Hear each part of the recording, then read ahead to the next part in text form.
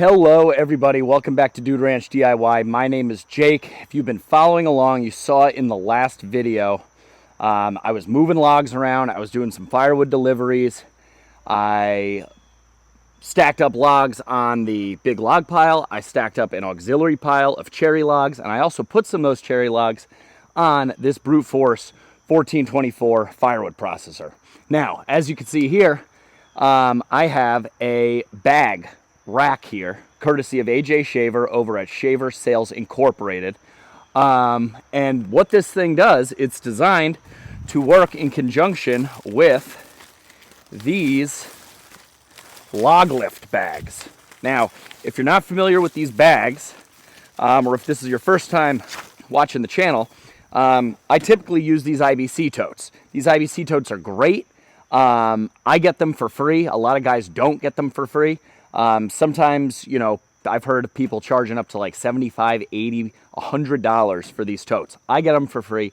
I have well over 100 of them. But that being said, the one downfall to them is that when filling off a conveyor loosely and not stacking it, you kind of lose the whole third of a cord measurement thing. Loosely. This is a small tote, so loosely filled up, heaping on the top, I consider it to be a quarter cord. The large totes, which are one rung higher, they're about this tall, loosely filled up and then heaped to the top, I consider a third of a cord. These bags, there is no questioning, when this is filled loosely off the conveyor, these bags are a third of a cord. Now you can see here that there's mesh on the side. There is, you know, holes here, like I can stick my finger through this stuff in order to make these super breathable. That way the wood can dry, gets plenty of airflow, circulation, and we're trying them out here. I've only filled one so far, and that was off the pallet forks. Now with this rack here, I think it's going to be a lot easier because all of the dimensions and height and everything is predetermined to be the right height. So I'm going to slide these loops on this rack here. You can see I have a pallet underneath it. And we are going to get going here. Sarah has given me about an hour and a half. We just got back from the boat. We had a great day out on the boat. It was a beautiful afternoon. And now we're going to get to business here. It's nice and cool. The weather has cooled down a bit.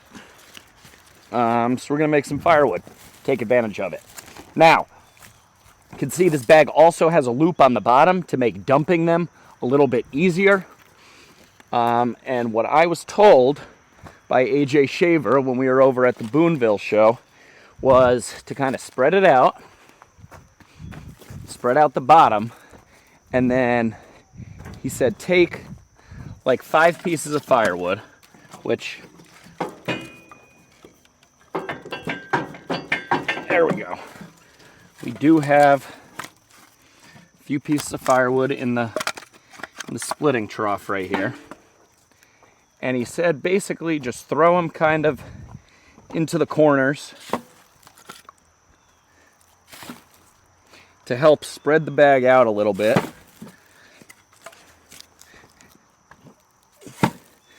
Oh yeah, if I don't fall off the pallet.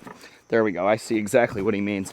By throwing these pieces in the corners, kind of helps keep the bag open, and with the pallet underneath, I think we should be in pretty good shape. The only thing I'm seeing now is that this whole apparatus might need to be centered on the bag more. That looks a little bit better. So let me grab the camera. This is what the whole setup looks like. As you can see, I'll be able to come in with the pallet forks, pick up the pallet, bag is on the pallet, and we should have a full third of a cord in there. So I'm excited. The log deck or live deck is loaded up with some cherry. The only last thing we're going to do is I'm actually going to be cutting this cherry to 12-inch in preparation for some smoking wood. I just like to have shorter pieces for some of my smoking wood barbecue, guys. So I'm going to change this little, snowplow whip here to indicate 12 inches instead of 16, and we'll be good to go. All right, I got the log length indicator whip here. Move forward. As you can see there, it's at the first hole, which would indicate about 12 inches. So we're going to fire up the machine and get going.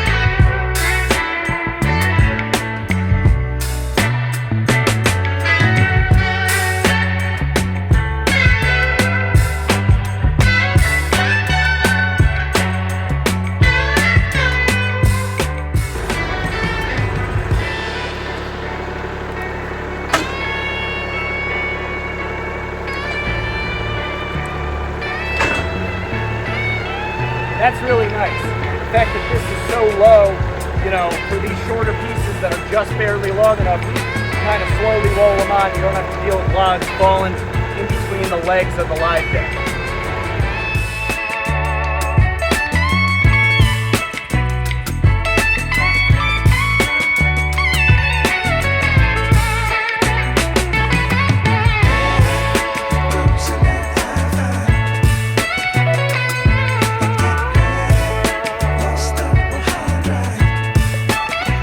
Okay guys, we got an empty log deck. Now I don't know if you guys paid attention, but those logs, they weren't all that straight. You know, they had some knots in them, they had some crooks in them. Most cherry around here is not all that straight. But look at this log lift bag. This thing looks good. We got a couple pieces, like literally a couple, 2 pieces on the ground here, which we'll throw in.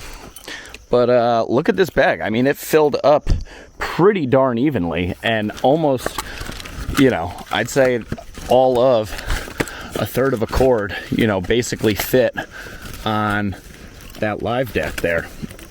We could probably run 1 or 2 more pieces through to, you know, kind of heap this thing up. But I mean, this bag is nice and full. It looks like it's, you know, nice and square. It's sitting on the pallet here. You know, these straps aren't super taut or anything. You know, I think basically AJ Shaver said to go in with the forks, pick it up a little bit, and then the whole thing should just slide off the rack.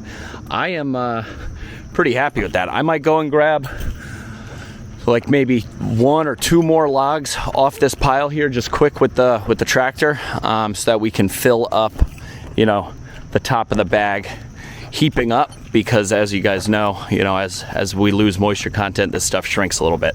So I'm gonna do that quick and then we'll check back in. All right, now that is what I call a full log lift bag. Look at these things. That is some nice looking wood in there, all cherry, cut to 12 inches, a little bit shorter, like I said, for the barbecue clients who have the smaller, you know, smoking boxes. But that's a nice piece of cherry right there. I gotta say, guys, this brute force processor made that so much easier, as opposed to having to cut, you know, all of those logs to 12-inch by hand and then deal with all those rounds, rolling them over to the WoodMaxx splitter. You know, this thing just takes a lot of the work out of it, because it's doing the cutting and like loading on both ends for you. I'm really happy with this bag rack. You know, we're gonna go ahead and pull this thing off in a second here and see how it does just standing up on its own. But that bag looks pretty solid. It's a lot better than the first one that I did. So the rack, if you're looking into these log lift bags and you're thinking that you're just gonna do it with the forks of your tractor, these log lift, or these log racks, this one you could see was like $11.50. I think that's money well spent. A standard pallet fits right in there on top of the tube steel. You know, it's adjustable and fully, you know, you could take it apart by just unscrewing these things. You don't need any tools, and it, you know, frees up your machine so it doesn't have to be sitting there underneath the conveyor. Now, couple things with this processor that I've noticed now that I've run, you know, a decent amount of wood through it, at least like a cord, maybe a cord and a half so far. My biggest complaint about this thing is that the wedge floats up. And it's not like it just floats up a little bit, it floats up a decent amount. Now, I'm the type of guy that likes to have the wedge, and I think some people commented, I like to have the wedge all the way down. That way you know your bottom 2 splits are going to be the right size. And with this particular machine for resplitting, you know, with this 8-way wedge, you can just flip the top 2 or 4 pieces back over the top and resplit them, but you know that those bottom 2 pieces are going to be the right height. Now, it wouldn't be too much of an issue if I was trying to center up the wedge on every round, but that would mean for the bigger rounds, I would have to essentially resplit like 8 pieces instead of just maybe 4 or 2. But when you drop this thing down all the way, it's a cantilever design, very much like the WoodMaxx, And that pin, you know, there's like a bar here that slides in the wedge as it goes up and down with that hydraulic cylinder there. And when you drop it down all the way, it essentially frees itself up and lets it, you know, it pulls itself out. That way you can swap out the wedges. And, you know, that's all well and good, but for somebody like myself that's running it in its lowest position most of the time, it's a little annoying because the wedge does end up starting to ride up, and you kind of have to, you know, you'd push the wedge up to raise it up all the way, clear out, you know, the debris underneath it, and then drop it back down. It's not a huge deal. It's not, you know, like a make or break kind of thing, just something that I've noticed. The other thing, and this is a really stupid thing, is that this bar right here is the perfect height for me when I'm coming in, especially trying to reach across to this side of the trough to pull out a piece to resplit it. I have hit my head on this bar a couple times, so that thing might, you know, be getting a pool noodle on it sooner or later. That way I don't hit my head on it too much. But other than that, this thing has performed really well. If you guys are interested in these log lift bags, the bag rack, the brute force processor, or any of the brute force lineup, Halverson, Black Diamond splitters for excavators and stuff, AJ Shaver is your man. Go check out his website down in the description. Click on request a quote and let him know that Dude Ranch DIY sent you.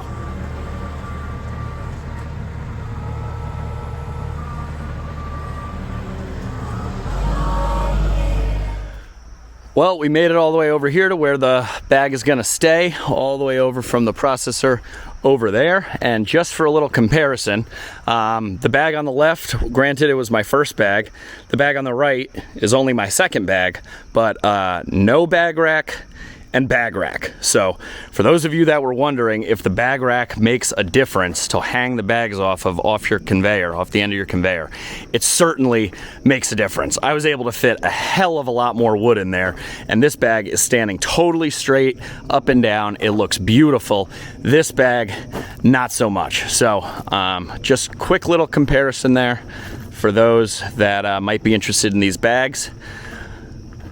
Bag rack, I'd say, is the way to go. Well, all right, guys, that's gonna wrap this one up. It's starting to get dark here, and it is Sunday evening. I have to go pack for our honeymoon to Portugal. We are leaving Tuesday afternoon. I'm working tomorrow and Tuesday, and Sarah and I have a flight at about 9 p.m. Out of JFK in New York City. So we are getting down to the wire here. I have been able to stockpile a couple videos. I have, I think, 3 or 4 videos that I'm hoping to get edited and posted while we're away for the 2 weeks. So at a minimum, that should be like 2 videos a week, which really, I guess, isn't that bad considering I'll be in Europe. I'm hoping that Chris is able to make a video or 2 while he is gonna be running the WoodMaxx over at his property, splitting up some wood. So, you know, at the minimum, you know, 3 or 4 videos, might have even more. So stay tuned for that. I hope you guys enjoyed.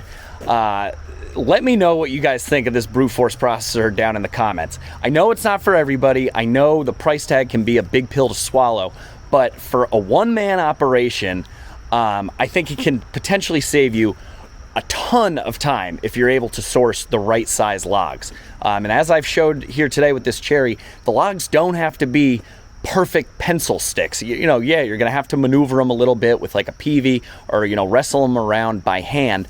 But if you have a tractor or some sort of mini skid steer or something to load the live deck, I think that this is a really nice entry-level processor, but it still, you know, is able to do up to 18-inch wood, which a lot of these smaller entry-level processors, I'm not going to name names, but it looks like they're putting through like little 6-inch saplings and stuff, and it's kind of a joke. At least for a guy like me, you know, we send that stuff through the chipper all day. It's just not worth our time to make firewood out of.